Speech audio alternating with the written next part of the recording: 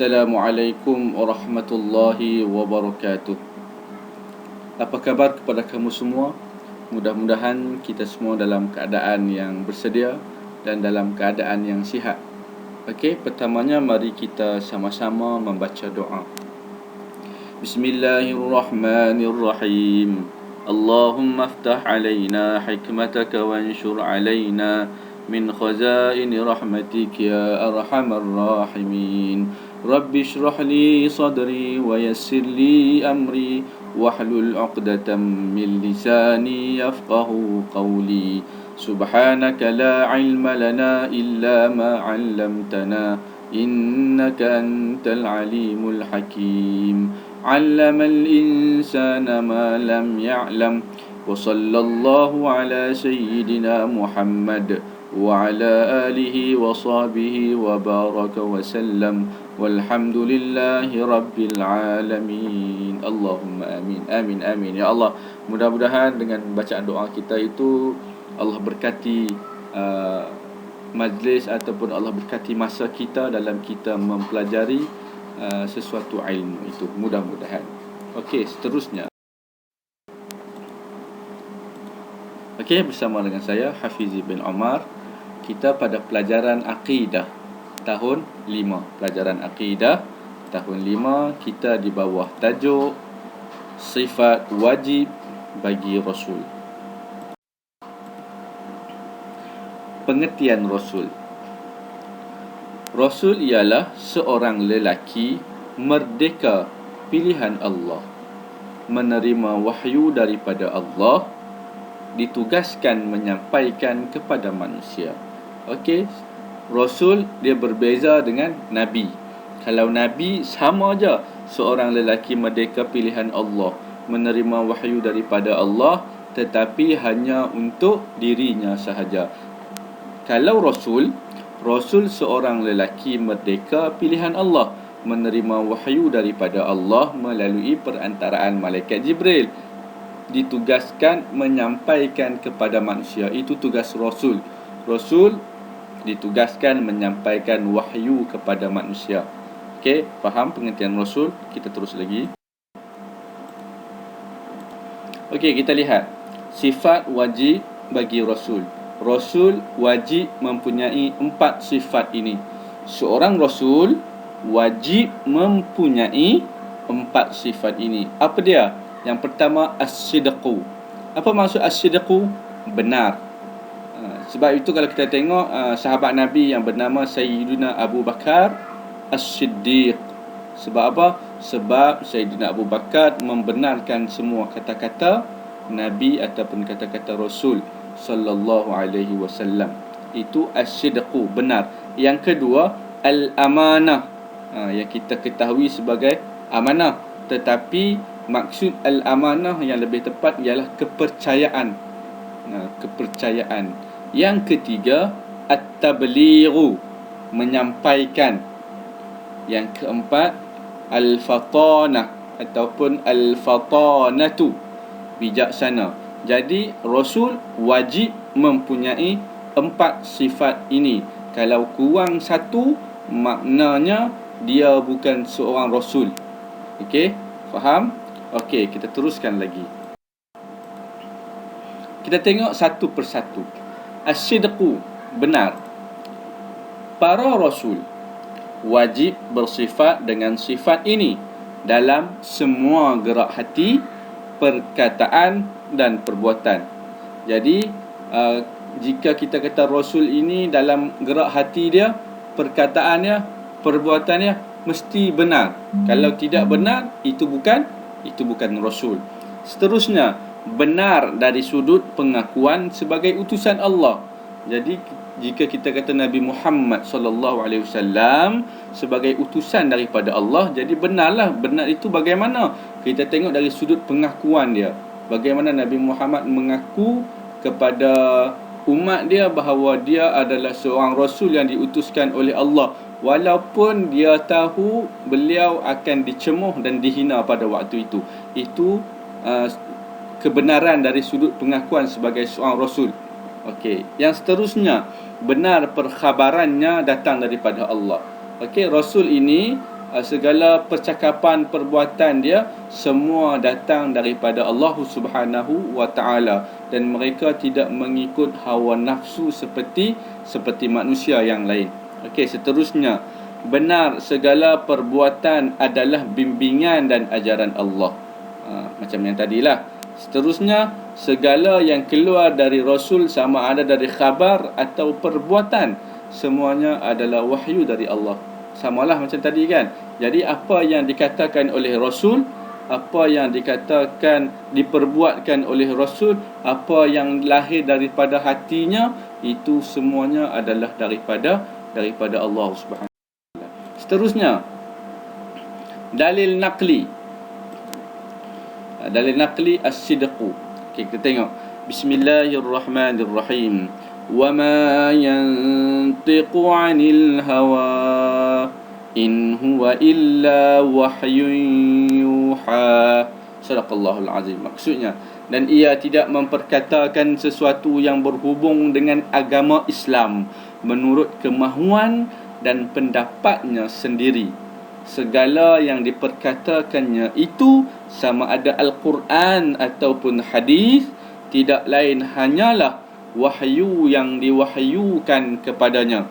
Maksudnya, itu semua adalah wahyu daripada Allah. Apa yang diperkatakan oleh Nabi dan Rasul itu bukan menurut kemahuan dia sendiri, tetapi menurut wahyu yang diberikan oleh Allah kepadanya. Ayat ini dalam surah An-Najm ayat 3 hingga ayat 4. Terus lagi.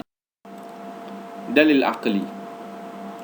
Rasul adalah utusan Allah, maka segala yang diucapkan adalah sumber dan arahan daripada Allah, tanpa penambahan dan tanpa dicampur adukkan pendapat Rasul itu sendiri. Bila kita dah kata dalil akli, kita kena berfikir, jika apa yang disampaikan itu semua datangnya daripada Allah, maka itu benarlah. Benarlah bahawa dia seorang Rasul. Okey, terus. Okey, seterusnya, al-amanatu, kepercayaan ataupun kejujuran. Amanah sepatutnya macam percaya, yakin, percaya kepada dia ni seorang yang jujur. Itu al-amanah. Para Rasul wajib bersifat dengan sifat ini. Rasul terpelihara daripada melakukan kesalahan dan dosa. Maksudnya Rasul itu dia terpelihara, dia tidak akan melakukan kesalahan dan dosa. Jadi dia tu jujur, dia itu boleh dipercayai. Tak macam manusia kan. Manusia ada yang tidak jujur, ada yang jujur. Jadi manusia juga ada melakukan dosa dan kesalahan. Jadi manusia itu tidak boleh menjadi Rasul sehingga ia diutuskan oleh Allah. Okey, Rasul tidak akan melakukan penyelewengan terhadap segala yang dianugerahkan Allah kepada mereka. Rasul mempunyai kelebihan masing-masing dan tidak menyalahgunakannya.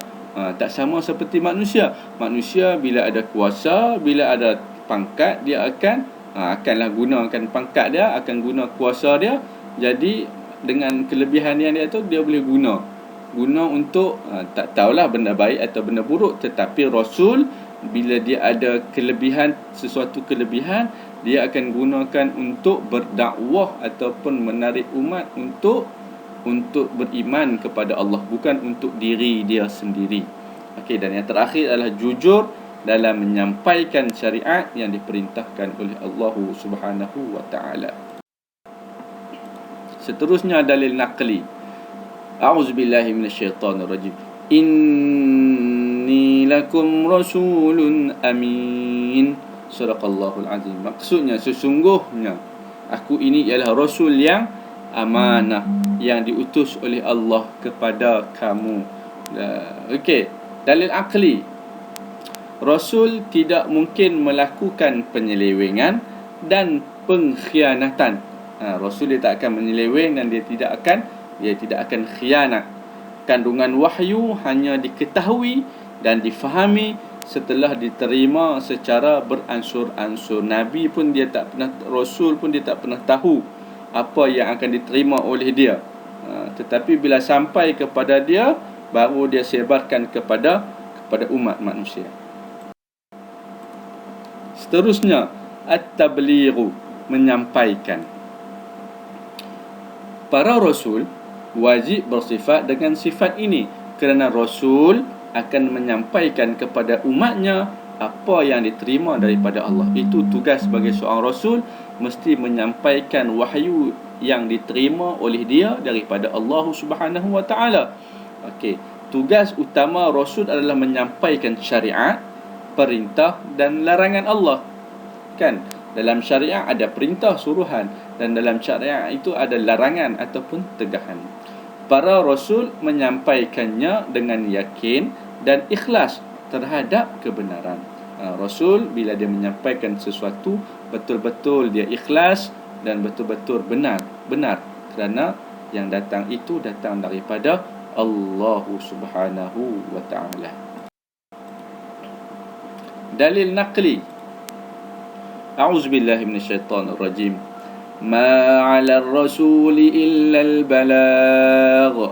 Wallahu ya'lamu ma tubduna wa ma taktumun. Shadaqallahul azim. Tidak ada kewajipan yang ditugaskan kepada Rasulullah, Rasul Allah, selain daripada menyampaikan perintah-perintah Allah sahaja. Dan Allah sentiasa mengetahui apa yang kamu lahirkan dan apa yang kamu sembunyikan.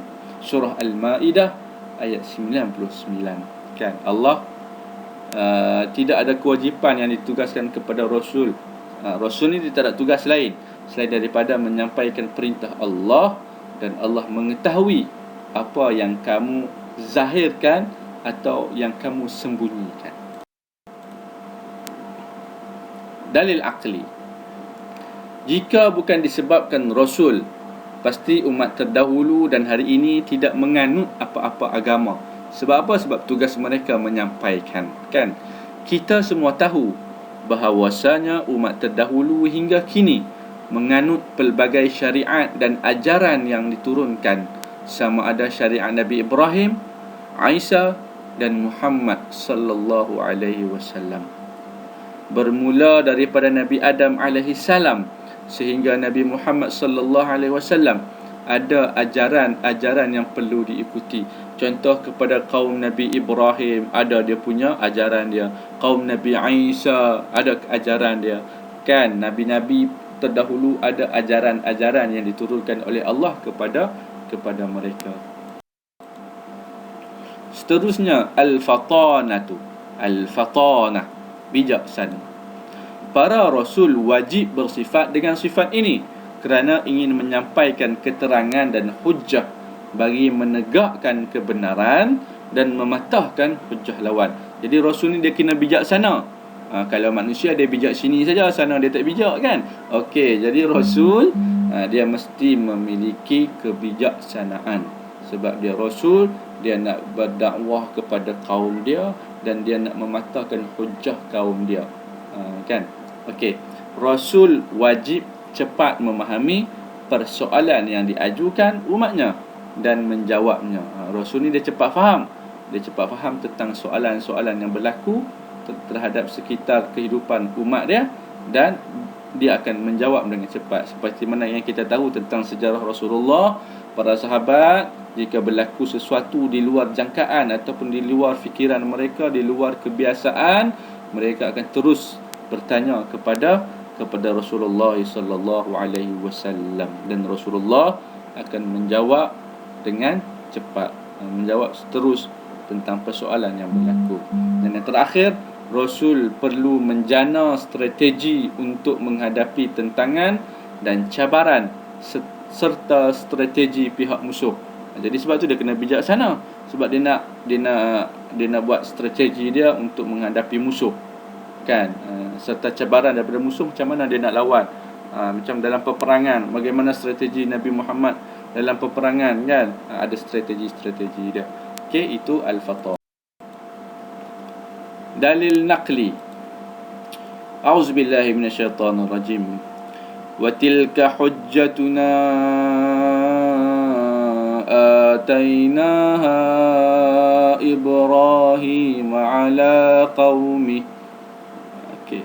Dan itulah hujjah, iaitu bukti kami yang kami berikan kepada Nabi Ibrahim untuk mengalahkan kaumnya. Ini adalah dalil berkenaan dengan Al-Fatanah dalam surah Al-An'am ayat 93. Dan dalil akli, Rasul perlu bijaksana dengan memikirkan idea yang benar agar mudah menyampaikan syariat Allah. Sejarah Rasul terdahulu menyatakan bahawa bijaksana adalah kunci dakwah mereka. Okey, alhamdulillah sudah tamat pelajaran kita berkenaan dengan sifat wajib bagi Rasul. Mudah-mudahan kamu semua faham, kamu semua dapat hayati dan pelajari isi-isi penting kita pada hari ini. Semoga bermanfaat. InsyaAllah kita akan bertemu di lain waktu, di lain masa. Ila liqa ma'as salamah. Wabillahi taufiq wal hidayah. Assalamualaikum warahmatullahi wabarakatuh.